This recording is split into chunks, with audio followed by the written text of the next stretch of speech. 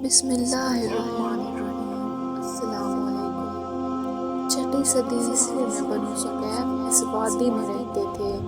کعبہ پر حملے کے وقت ان لوگوں نے ابرہہ کا ساتھ دیا۔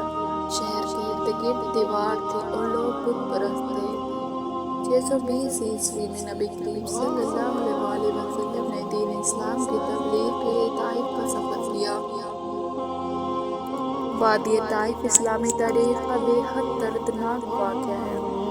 غزوہ تبوک کے وقت مسلمان نہایت طاقتور جماعت بن گئے تھے۔ طائف والے بت پرستوں نے بانپ لیا تھا کہ وہ اکیلے رہ گئے ہیں۔ اس کے پیش نظر بنو ثقیف نے وفود کو مکہ بھیج کر اسلام قبول کرنے کا اعلان کیا۔ عرصہ گزرا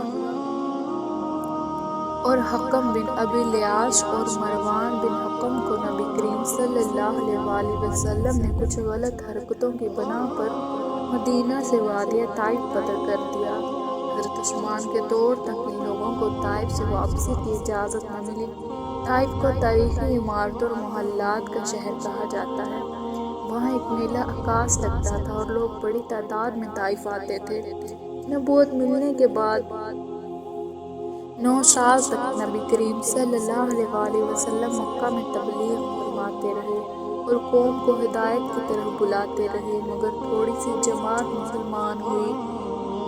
کفار مسلمانوں کا مذاق اڑاتے اور انہیں تکالیف دیتے۔ نبی کریم صلی اللہ علیہ وسلم کو ان کے چچا ابو طالب کے سر و رسوخ کی وجہ سے کچھ کم تنگ کرتے تھے، مگر نبوت کے 10ویں سال جب ان کے چچا کی وفات ہو گئی تو کفار کو موقع مل گیا۔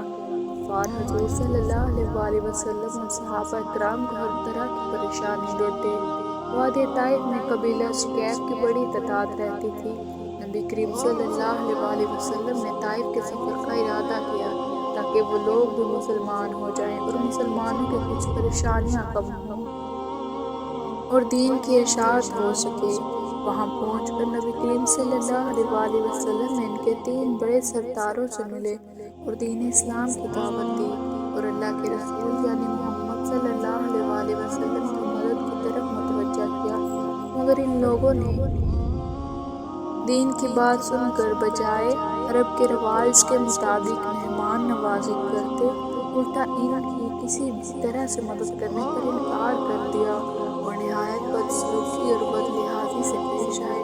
نہ تو ان کی مہمان نوازی کی اور نہ ہی قیام کی پیشکش کی، بلکہ ان کو بولے کہ جہاں تم چاہو چلے جاؤ اور ہم تمہاری بات نہیں سننا چاہتے۔ نبی کریم صلی اللہ علیہ وسلم مایوس ہو کر واپس چلنے لگے تو ان بدلحاظ لوگوں نے شہر کے آوارہ لڑکے نبی کریم صلی اللہ علیہ وسلم کے پیچھے لگا دیے تاکہ وہ بدمعاش لڑکے نبی کریم صلی اللہ علیہ وسلم کو پاگل اور مجنون پکاریں اور ان پر پتھر پھینکے۔ لڑکوں نے اس قدر پتھر پھینکے کہ نبی کریم صلی اللہ علیہ وسلم کے مبارک جوتے خون سے بھر گئے۔ جب ان بدمعاش لڑکوں سے جان چھوٹی تو نبی کریم صلی اللہ علیہ وسلم نے دعا مانگی کہ اے اللہ، تجھ ہی سے شکایت کرتا ہوں، میں اپنی کمزوری اور بے بسی کی اور لوگوں میں ذلت اور رسوائی کی۔ اے ارحم الراحمین، تو ہی رب ہے اور تو ہی میرا پروردگار ہے، تو مجھے کس کے حوالے کرتا ہے؟ کسی اجنبی بیگانے کے جو مجھے دیکھ کر منہ چڑھاتا ہے، یا کسی دشمن کے جس کو تو نے مجھ پر قابو دے دیا؟ اے اللہ، اگر تو مجھ سے ناراض نہیں ہے تو مجھے کسی کی بھی پرواہ نہیں، تیری حفاظت مجھے کافی ہے۔ تیرے نور کے طفیل جس سے تمام اندھیرے روشن ہو گئے اور جس سے دنیا اور آخرت کے سارے کام درست ہو جائیں گے۔ اس بات سے پناہ مانگتا ہوں کہ مجھ پر تیرا غصہ ہو یا تو مجھ سے ناراض ہو۔ تیری ناراضگی کا اس وقت تک دور کرنا ضروری ہے جب تک تو راضی نہ ہو جائے۔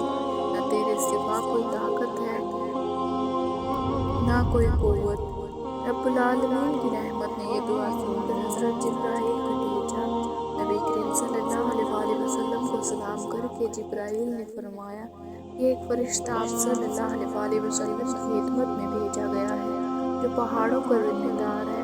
حکم ہو تو یہ دونوں پہاڑوں کو ملا کر وادی طائف کو تباہ کر دے۔ نبی کریم صلی اللہ علیہ وسلم نے فرمایا نہیں، کیونکہ ہو سکتا ہے ان کی اولاد میں سے کوئی مسلمان پیدا ہو۔ نہ ہی نبی کریم صلی اللہ علیہ وسلم نے لوگوں کو کوئی بد دعا دی اور نہ ہی بدلہ لیا۔